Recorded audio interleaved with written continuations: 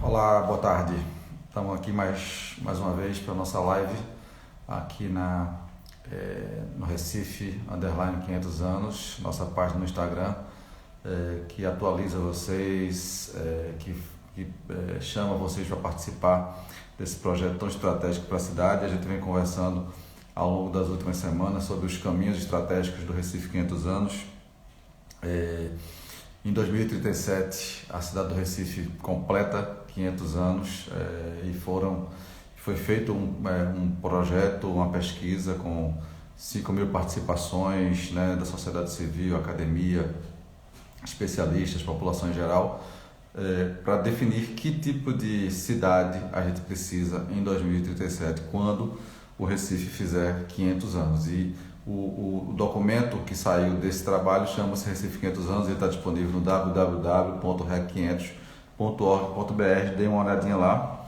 O plano é uma estratégia de cidade, né? Ele trata de todas as questões que envolvem a cidade, passando por saúde, empreendedorismo, educação, mobilidade, meio ambiente, primeira infância.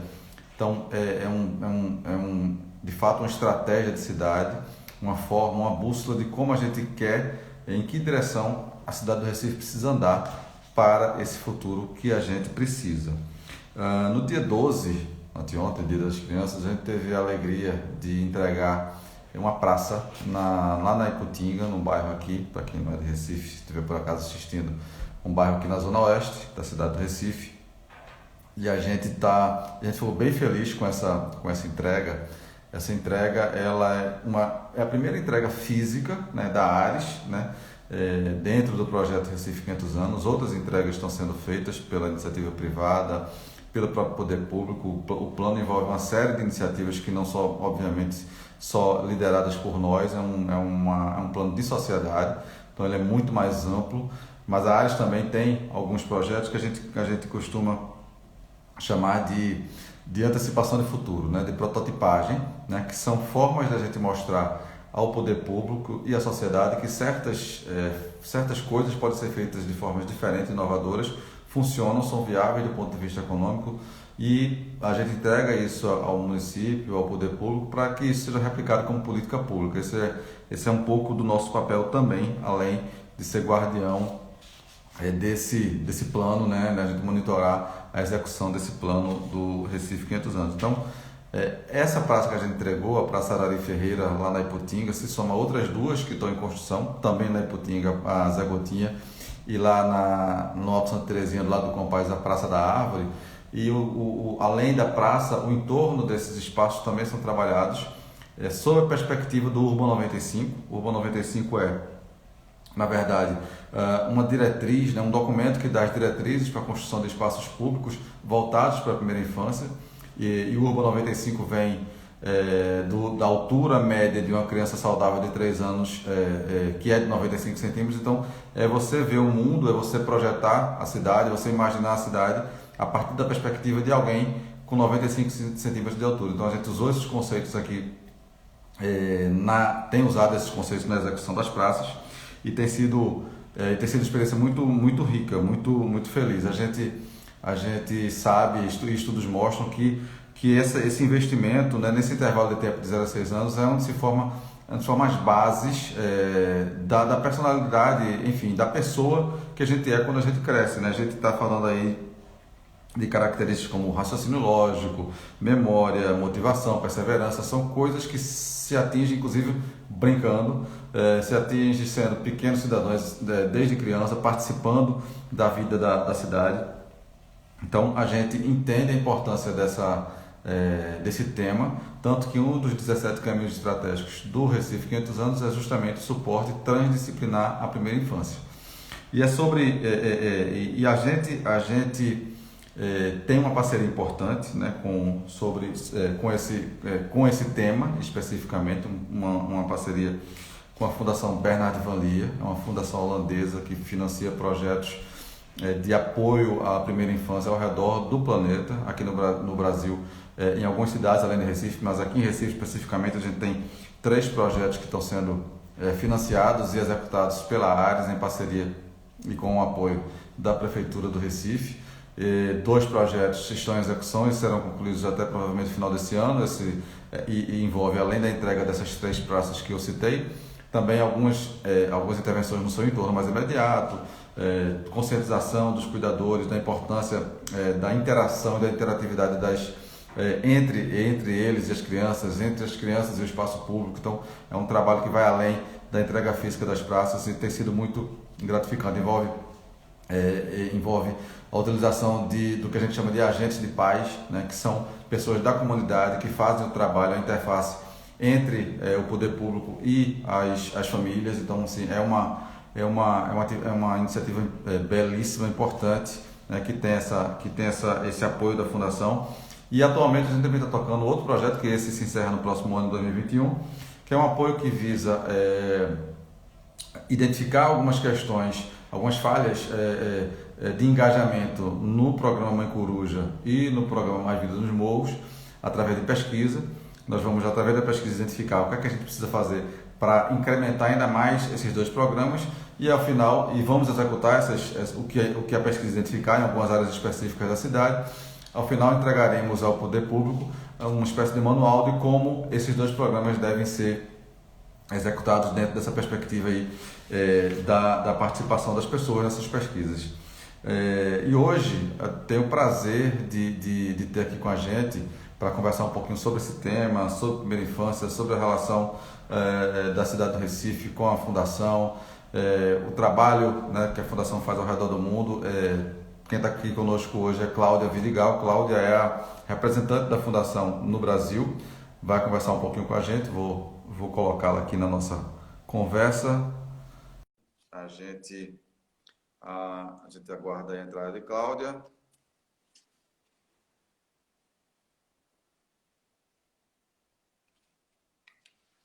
E só para, enquanto Cláudia não tá conosco, a entrega da praça no dia 12, a gente envolveu as crianças. Oi, Cláudia. Olá, Marcos, um prazer estar contigo.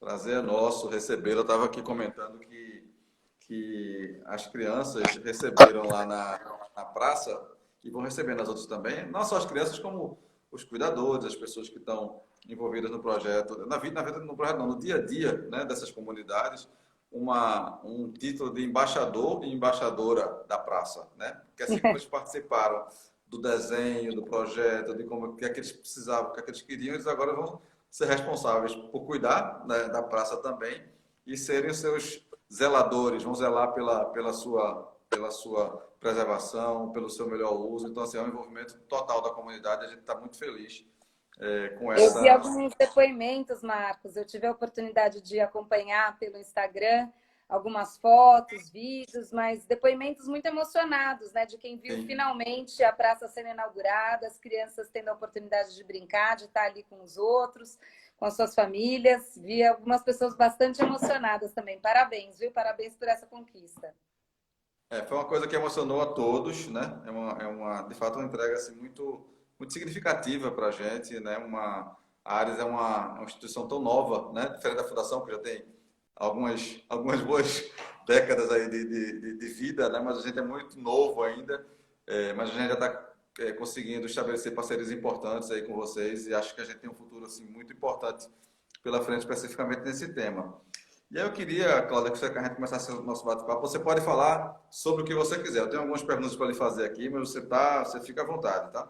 E eu queria que você desse uma geral, assim, do trabalho da Fundação, especificamente o trabalho da Fundação no Brasil, em Recife. Enfim, como é que a Fundação Bernardo Valia atua, quais são os seus princípios, que aqui norteia a definição dos projetos que vai apoiar. Dá uma geral aí da Fundação para a gente. Tá ótimo, tá ótimo. Então, em primeiro lugar, dizer que a relação com a cidade de Recife é uma relação que nos orgulha muito no mundo inteiro, né? Agora, em dezembro, a gente vai ter um encontro de cidades Urba 95 e Recife está lá, né, configurando como uma das cidades pioneiras dessa iniciativa, que abraçou a primeira infância e que vem implementando essas políticas em primeira infância, apresentando todas as conquistas e os desafios também, que a gente sabe que não são poucos. A Fundação Bernard van Leer é uma fundação holandesa que investe há pouco mais de 70 anos em primeira infância. esse é um eixo de trabalho da Fundação, e os argumentos para se investir em primeira infância, Marcos, eles só crescem, né? Eles crescem no âmbito da... A gente já sabia, né? Eu sou psicóloga de formação, então eu sempre falo, eles só estão descobrindo que nós psicólogas já sabíamos há tempo. Mas é verdade mesmo, a psicologia, seja com Melanie Klein, com Freud, com Winnicott, todos esses pensadores aí da psicanálise, da psicologia, já diziam que a primeira infância era onde a base do sujeito está sendo constituída.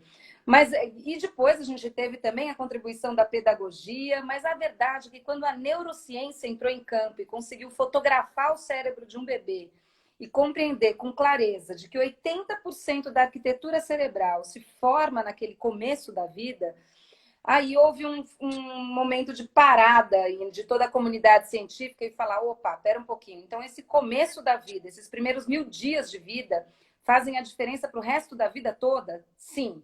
E aí vieram muitas experiências e evidências científicas e pesquisas que foram comprovando a eficiência do investimento na primeira infância. Psicologia, pedagogia, neurociência, economia. Aí a gente teve o prêmio Nobel do James Heckman de economia, demonstrando por A mais B que o investimento na primeira infância é um investimento que dá o resultado mais profundo e mais duradouro para a gente quebrar ciclos de exclusão e de miséria e de violência numa sociedade, né? Então, enfim, chegamos num momento em que muitos gestores públicos do mundo inteiro já entendem a importância disso. E o prefeito, a primeira-dama, tiveram a oportunidade de participar como convidados do curso de Harvard, e acho que conseguiram absorver ao máximo o conteúdo do curso, tanto que o Jorge sempre diz, né, que o prefeito chegou de Harvard e falou, eu vou ter agora a reunião mais importante que eu jamais vou ter com vocês. E chamou todos os secretários e disse, daqui para frente, a primeira infância é prioridade no município de Recife, e nós vamos precisar encontrar os caminhos para priorizá-la, né? Quando eu falo isso, é porque eu acho que a gente vive um desafio, sabe, Marcos? Ao mesmo tempo que a gente sabe que precisa investir em primeira infância e tem todas essas evidências científicas nos apoiando, a gente ainda não tem exatamente a certeza e clareza de como a gente deve fazer isso. A gente sabe que é preciso oferecer serviços de saúde, educação e assistência, programas de visitação domiciliar, como existe o Criança Feliz. Então, tem coisas óbvias que a gente já sabe que a gente precisa fazer. Mas a gente sabe que é necessário que haja uma composição entre esses setores para a gente aproveitar a intersetorialidade. Como é que a educação ajuda a saúde a ampliar o seu índice de vacinação? Como é que a visita domiciliar ajuda mais famílias a chegarem no centro de saúde? Como é que o centro de saúde consegue determinar quais são famílias que precisam ser priorizadas para atendimento em creche? Como é que a gente articula todas essas políticas num processo de intersetorialidade? E como é que quando o a gente caminho, fala né, que Oi? precisa ser, como é que o caminho que leva até esses locais, inclusive fisicamente falando, precisam ser para que também facilite o acesso das pessoas a esses equipamentos, a Exato. essas políticas, né?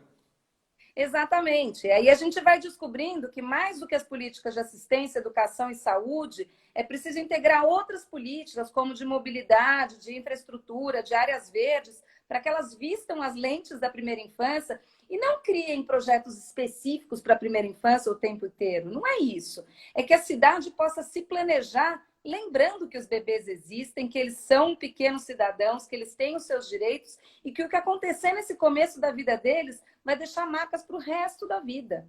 Assim, a iniciativa Urban 95 vai convidando os diversos atores do município e também a sociedade civil a pensar esses bebês são nosso problema e nossa solução também, né? Eu digo que são nosso problema, mas principalmente a nossa solução, porque se a gente investe em políticas para eles e cada vez mais eles chegam também preparados nas escolas, prontos para aprender, sem um gap de igualdade com outros que já tiveram mais oportunidades nas suas casas ou nas suas áreas mais privilegiadas, a gente quer que todos cheguem na escola tendo acesso a espaços de brincar, água limpa, saneamento básico, enfim, a leitura, a brincadeira, contar histórias, músicas, tudo isso que são as oportunidades de interação com outras pessoas e com o meio ambiente que é o que faz com que o bebê se desenvolva. Porque o bebê não se desenvolve com joguinhos matemáticos, ou com testinhos cognitivos, ou com estratégias de fortalecimento, de ampliação de QI.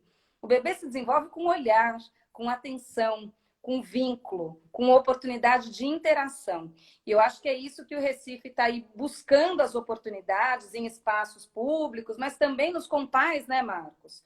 Quer dizer, os compais foram uma grande iniciativa do município de Recife, uma iniciativa que ainda está também se descobrindo, ele vai sendo inaugurado e acho que a comunidade vai descobrindo e adaptando, mas ele já tem um papel importante na comunidade de Recife. E a gente foi pensando como é que a gente transforma os compais também em grandes centros de convivência da primeira infância, onde as mães podem trocar informações, os pais podem levar seus bebês enquanto fazem a sua atividade física, encontram outros pais. Como é que a gente traz os bebês para ali?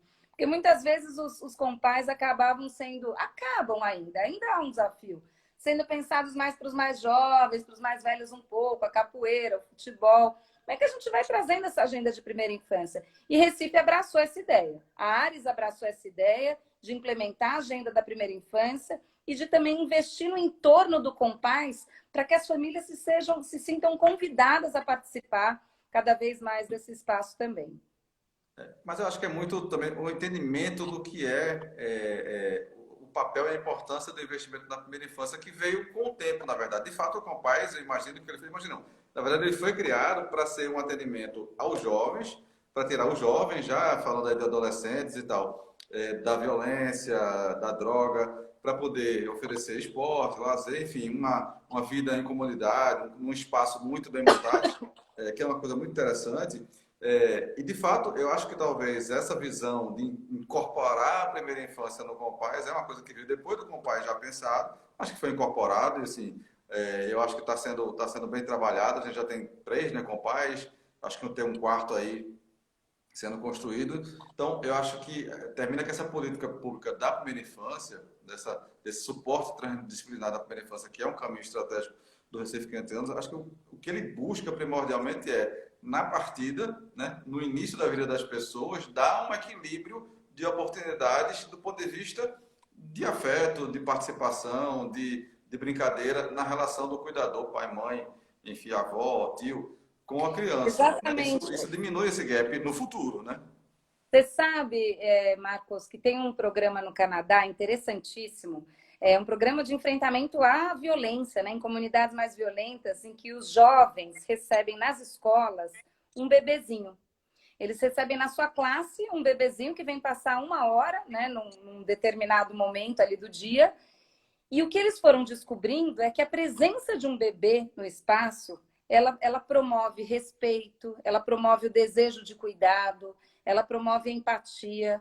Então, assim, a presença de bebês nos espaços, ela muda a maneira como as pessoas... Né, você vê um falando, não grita assim, não fala palavrão, você não vê que tem criança ali, que tem um bebê, que tem uma mãe. Então, assim, de fato, esse projeto é lindíssimo e ele virou política pública no Canadá. Chama-se Start Empathy, né? Vamos começar processos empáticos, empatia. Então é isso, a gente precisa que... Eu falo, os bebês têm direito às cidades, mas as cidades também têm direito aos bebês, porque encontrar um bebê na rua mexe com o nosso dia, né? A gente dá aquela brincadinha, a gente para relembrar o que é o cuidado, estar ali, o tempo... Né, do ser humano, a gente é imbuído de um processo de honra e respeito àquele serzinho que está chegando à vida. Então, como é que a gente vai construindo cidades que os bebês têm o direito a elas, mas que elas também têm o direito cada vez mais de ver seus bebês nas ruas, brincando com as mães, amamentando, enfim, usufruindo dos espaços públicos como espaços de interação e de possibilidades de desenvolvimento integral. Claro. Cláudia, a gente falando um pouquinho aí de Urba 95, né? A gente imaginar, eu já tive a oportunidade, inclusive, de participar de alguns eventos promovidos pela Fundação, com especialistas, né, na área de desenho urbano, voltado para a primeira infância. Foram experiências muito ricas. Mas eu queria que tu comentasse um pouquinho. A gente entregou agora, né, como eu falei, essa primeira praça, temos mais 2 aí sendo construídas, uma a gente entrega daqui a 20 dias, outra daqui a 2 meses, antes do final do ano. A gente tem um trabalho aí no entorno delas, trabalhando com travessias elevadas, enfim, tentando estabelecer caminhos seguros entre colégios, creches e casa. Enfim, qual é a importância do urbanismo, né? Do urbanismo voltado para a segurança dessas crianças na formação dos cidadãos, né? Quer dizer, assim, como é que isso influencia na vida deles? Pois Marcos, eu acho que tem um movimento aí na arquitetura e no urbanismo, né, no mundo todo, que a gente cada vez mais começa a falar da arquitetura centrada nas pessoas e não nos carros, ou no trabalho, ou no profissional. Como é que a gente planeja cidades para as pessoas? Então, eu ampliaria até a nossa agenda. Quando a gente planeja uma cidade para um bebê, para uma mulher grávida, para uma família que estava atravessando, cruzando a cidade, a gente planeja uma cidade para todos. Então, acho que a visão é o planejamento das cidades como espaços públicos para todos, para que possa haver convivência, para que sair de casa não seja o enfrentamento de uma jornada para eu chegar num outro ponto, e sim uma interação possível com as pessoas, com os espaços, com o que há. Recife, por exemplo, né, o Pernambuco, Recife especificamente, é tanta riqueza, né? Um percurso, né, na cidade de Recife. Eu sei que você sabe que eu visito bastante a sua cidade, e quando eu vou, cada cantinho a gente vai e fica curioso e quer entender. Agora, com mais vida nos morros, mais ainda, né? A curiosidade que os espaços públicos nos vai instigando e promovendo na gente, curiosidade, querendo entender quem são essas pessoas, mas que hortinha é essa? Como é que ela nasceu aqui? Né? Os meus conselheiros da Holanda, Marcos, quando eles vêm para o Brasil, e a última vinda para Recife, eles andavam na rua, eles falavam, mas está todo mundo na rua, a gente está falando que a gente quer que as pessoas vão para a rua, mas aqui a vida está na rua.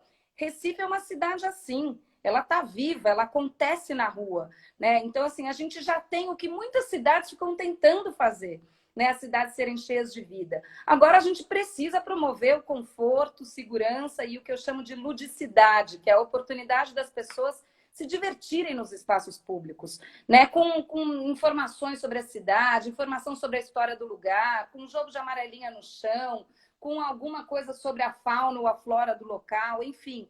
Há muitos caminhos para a gente ir promovendo uma cidade mais interativa.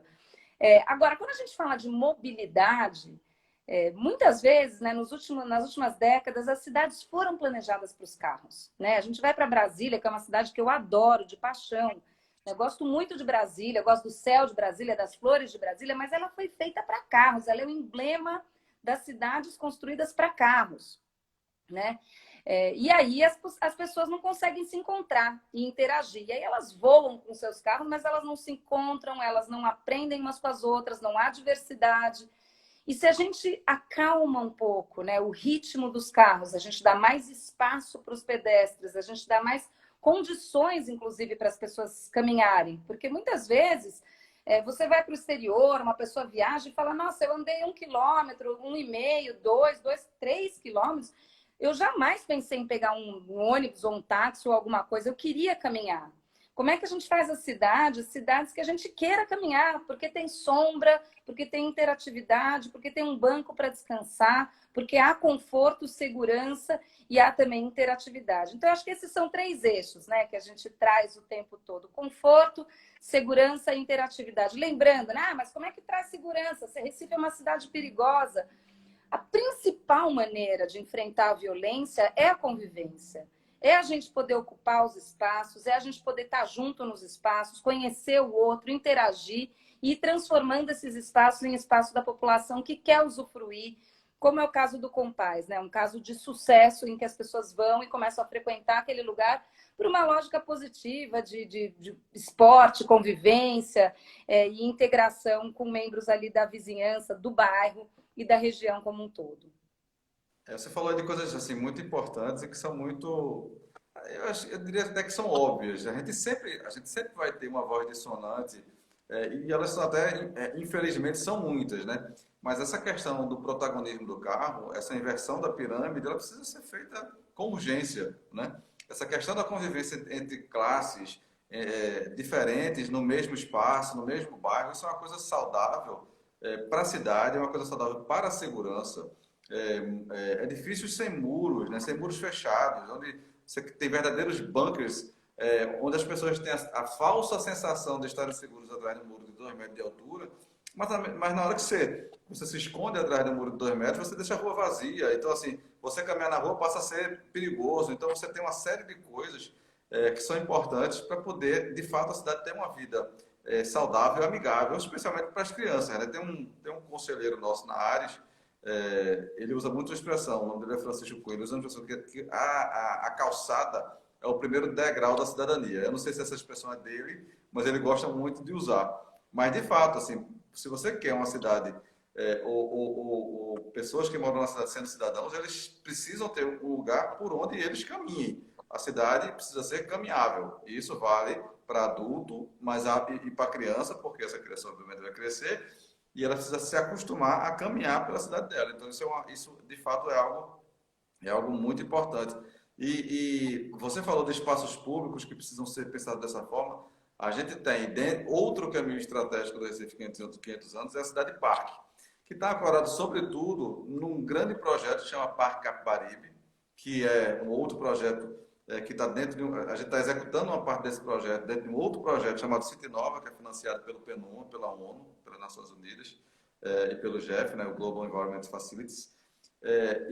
A gente vai urbanizar 2 trechos do Rio Capibaribe, vai implementar jardins filtrantes, que é uma técnica de tratamento de água baseada na natureza, e a gente está colocando nesses projetos, por exemplo, agora com essa relação, com esse suporte transdisciplinar à primeira infância, elementos de atração específicos para a primeira infância, em projetos que não são nem projetos financiados pela fundação, tem outro financiador, mas essa precisa ser uma visão nossa, né, como responsáveis aí pela execução desse Eu acho que planejamento de longo prazo. esse é um ganho que Recife já teve, né, Marcos? Esse é um ganho real da cidade. Acho que mérito do prefeito, mérito da primeira-dama, mas também de todos os secretários que foram se envolvendo, né? E que hoje a primeira infância está na agenda de quem está planejando as políticas e pensando as ações para a cidade, né? Então, o Mais Vida nos Morros, por exemplo, né? Tá falhando um pouco o filme ou não? Às vezes falha, Falhando? mas nada demais não. Tá fluindo.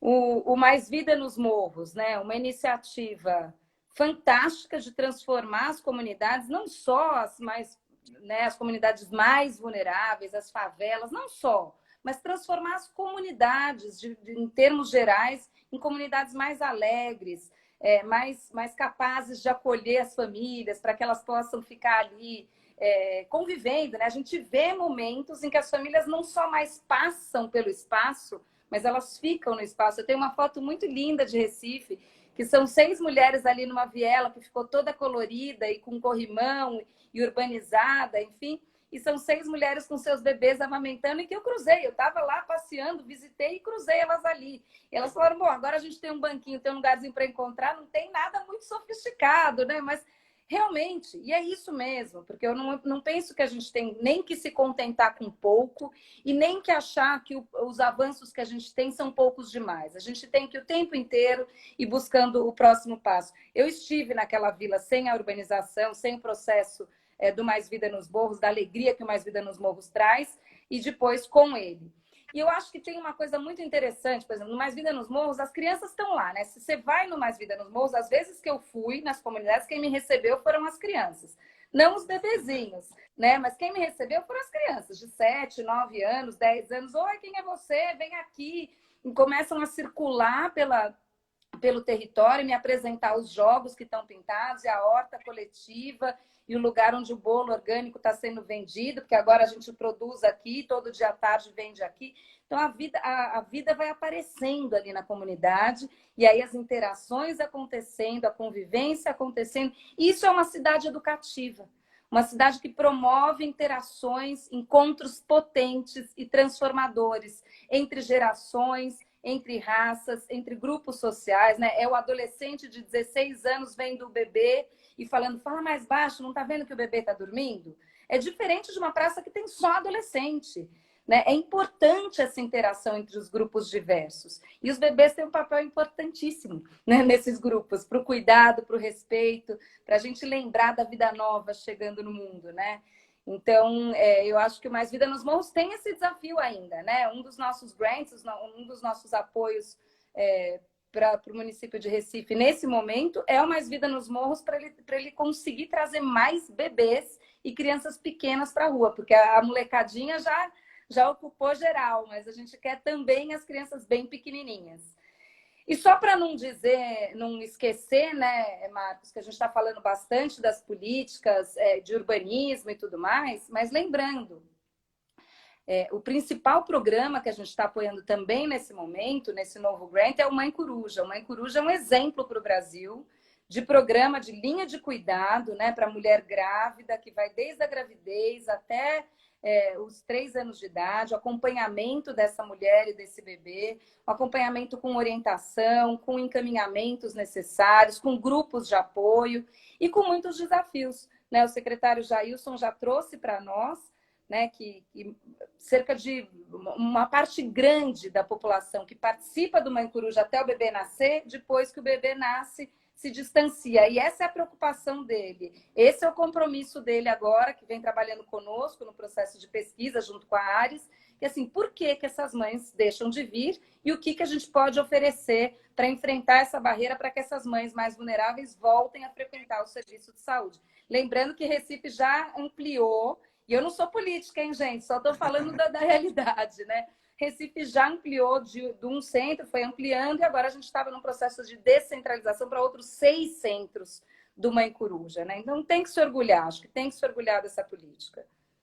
Eu acho que o que vem dando certo precisa ser replicado, precisa ser. Acho que existem políticas que são de Estado, não são de governo. Então, precisam realmente ultrapassar as gestões e serem encaradas como coisas que independem do gestor, da gestora que estiver sentado na cadeira de prefeito. Então, eu acho que o Mãe Coruja é um deles, o Mais Vida no Morro é outro. E o Mãe Coruja, a gente. Oi, Cláudia. Não, eu ia só falar, Marcos, que aí vocês, Ares, como organização da sociedade civil, é claro, em parceria com o governo, e nós, organização filantrópica, Fundação Bernardo Van Lier, nós temos um compromisso com a população, né, do Recife, de dar continuidade a essas políticas, de encontrar os caminhos para assegurar a continuidade de políticas que vêm dando muito certo no município, né? Claro, eu inclusive, nós, Ares, né, como representante da Ares, já visitei quase todos os candidatos, ainda falta Marília do PT, mas já visitei Mendonça, já visitei João Campos, já visitei Coronel Feitosa, Carlos, Andrade Lima, delegada Patrícia, enfim. Já tenho visitado todos os candidatos a prefeito, buscando deles o apoio ao plano Recife 500 anos, inserido no plano, evidentemente, dá o suporte transdisciplinar à primeira infância, porque, como você falou, é nosso papel, como uma entidade da sociedade civil, fazer com que esse plano, e esse é o nosso papel principal, inclusive, fazer com que esse plano e os seus projetos que estão inseridos nele, eles sejam executados independente dos tempos políticos, independente da gestão. Então, esse é um papel importante e a Fundação tem um papel primordial, porque nos fortalece, porque está mostrando ao poder público que são projetos viáveis, que podem ser executados. No caso do Mãe Coruja, ao final desse projeto, a gente vai entregar ao poder público um manual, vamos chamar assim, de como o Mãe Coruja pode ser melhorado, de como ele pode ser implementado, retendo as mães após o parto. Então, isso é uma política pública. Nós já estamos aqui com os planejamentos para 2021 de continuidade de investimento. A gente acredita que, seja lá qual rumo que essas eleições tomarem, nós estaremos juntos, né? A gente quer construir relação com o governo e cada vez mais comprometido com a população. O Mãe Coruja, eu acho que ele tem vários desafios ainda, né? Eu penso que o plano é de longo prazo para que esse programa chegue a atender toda a população de Recife, para que as mães possam ter realmente o primeiro ano de vida inteiro acompanhado, e a gente já tem ele estabelecido, então são aprimoramentos. Eu gosto muito de dialogar com a equipe, para além da equipe que está hoje nomeada, acho que a equipe técnica do município, né? Quem está ali trabalhando, seja qual governo for, acho que Recife conta com uma equipe técnica comprometida, querendo oferecer o seu melhor, e as trocas têm sido muito interessantes. Estamos loucos para ver o que vai acontecer também no Mãe Coruja, né? Nos próximos capítulos. No Mãe Coruja, não, desculpe, no Mais Vida nos Morros, porque é uma política totalmente inovadora, que mexe com sustentabilidade, com engajamento, né? Foram 2.000 voluntários que a gente viu atuando em uma ação para transformar um morro. E aí você viu o antes e o depois. Então tem engajamento, tem horta, tem cor, tem interação, tem tanta coisa ali acontecendo. Nosso esforço agora como fundação tem sido, em parceria com a Ares, sistematizar a metodologia do Mais Vida nos Morros, que hoje ela é muito pautada no empreendedorismo, né, do próprio Túlio e da sua equipe, que assumem a frente, que fazem acontecer. E agora a gente está aqui tentando catar os cacos aqui de todo esse processo maravilhoso para que a gente deixe uma política sistematizada, né, organizada, para que possa ser replicada não só para as 40 comunidades que já foi feito, mas para as 400, para todos os cantos do Recife, que a gente possa trazer essa lógica de engajamento da sociedade civil junto com o governo, com o setor filantrópico que faz acontecer, né?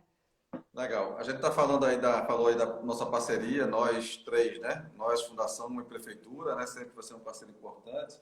A gente vai ter eleição, né? A gente não sabe quem será o próximo prefeito ou próxima prefeita, mas eu queria que você deixasse um recado, né, para esse futuro ou futura prefeita, para que ele se sensibilize e para que ele enxergue a importância e assuma o compromisso de continuidade dessas políticas voltadas para a primeira infância. Eu queria que você desse um recado aí para o futuro prefeito ou prefeita do Recife. Marcos, eu acredito que hoje quem está se propondo a entrar na política já entra com uma nova cara, né? Com um desejo de fazer política para o público. É claro que isso não vale para 100% dos candidatos, mas eu realmente acredito nisso. Acredito que os candidatos estão buscando olhar para o público de fato. E a primeira infância, a gente tem essa coisa boa, né? Que poucas pessoas têm resistência a bem cuidar de um bebê. Agora, o que nós temos hoje são evidências científicas e dados que comprovam que se a gente quer virar o jogo de uma sociedade, a gente tem que começar pelo começo. Todos merecem um bom começo, né? A gente não pode chegar na escola já com uma diferença do coleguinha, de forma que a gente vai refletir essa diferença ao longo de toda a trajetória. Então, nesse começo da vida. Diminuir a distância na partida, né? Para não ter que buscar lá na frente, né? Se a gente quer falar em meritocracia, a gente precisa começar a pensar como é que a gente dá o mesmo começo. E a gente está longe. Então, assim, claro, eu não sou completamente contra algumas questões da meritocracia, mas é importante olhar de onde cada um parte. Então, para nós, investir na primeira infância e cuidar da primeira infância é a oportunidade de construir uma meritocracia, né? Que cada um possa realmente desenvolver seu pleno potencial, porque teve oportunidades para isso. E no comecinho da vida, se a gente não dá essa oportunidade, a gente custa bastante caro para cada uma das pessoas, para as famílias e para a sociedade como um todo. Então, acho que os prefeitos e prefeitas aí, os candidatos estão alinhados. Eu vejo que Recife, a agenda da primeira infância já está permeando a agenda dos candidatos e candidatas, e a gente vai estar no primeiro dia depois da eleição, batendo na porta deles para contar um pouco mais do nosso trabalho, desses últimos 5 anos juntos, das conquistas e do que a gente pretende fazer nos próximos anos juntos para assegurar essa agenda conjunta e coletiva. Estaremos juntos nessa. Quando a gente for bater a porta lá, a gente vai bater nós dois juntos lá e vai, enfim, a gente tem certeza que vai ser bem recebido e vai dar continuidade a esse projeto, a esse caminho estratégico, como a gente chama aqui no Recife 500 anos. Cláudia, a gente está encerrando a nossa live. Eu queria agradecer muito a você pela sua presença aqui, para ter esse papo com a gente nessa data e na semana que é tão simbólica, né? A Semana da Criança, o mês da criança. Não poderia, e assim, a semana que a gente entregou uma praça para as crianças, enfim, havia muito simbolismo junto para a gente não estar conversando aqui hoje. Então, estou muito feliz com a sua presença. Queria fazer um agradecimento a você pessoalmente e à Fundação Bernardo Vandier, né, pela sua história, né, por tudo que já fez ao longo desses 70 anos de atuação, especialmente a sua relação com a cidade do Recife, que tem ficado cada vez mais estreita e a gente espera que vá se estreitando cada vez mais. Então, fica à vontade para dar suas palavras finais aí para a gente, para quem está vendo a gente. quando eu fui num centro de saúde visitar uma em Coruja e já fiquei impressionada com o serviço, uma das técnicas do serviço falou: você não quer ali do lado conhecer a escola Bernard Van Leer? Eu falei: escola Bernard Van Leer? Ela falou: tem uma escola aqui, Bernard Van Leer. E eu fui lá e a escola havia sido inaugurada há 40 anos. Eu estou na fundação há 1 ano. Então, o que eu quero dizer é que a história dos holandeses com o município de Recife é de longa data. A história dos holandeses da Fundação Bernard Van Leer com Recife também é de longa data. Eu espero que continue. Eu também quero defender esse legado. E não é só porque, historicamente, houve um encontro lá nos comecinhos do nosso país, né? É porque os holandeses sempre dizem que o que eles colocam aqui no Brasil, e aí não só no Recife, né? Mas aqui no Brasil, realmente, os resultados... Tem 1.000 pessoas no meio, voluntário, a coisa acontece, desdobra, vem uma outra parceria e cria um outro projeto. Então, que a gente siga assim, tendo mais resultados do que a gente planejou e esperava ter. Muito obrigada, Marcos. As crianças agradecem. Obrigado, Cláudia, mais uma vez. Foi um prazer ter você com a gente. Outras oportunidades virão para a gente conversar. Obrigado a todo mundo que assistiu a gente. E recomendo aí seguir o Recife Underline 500 anos para poder acompanhar aí as ações da gente e a Fundação como nossa parceira. Tchau, gente. Até a próxima. Tchau, Cláudia. Tchau, gente. Tchau, tchau.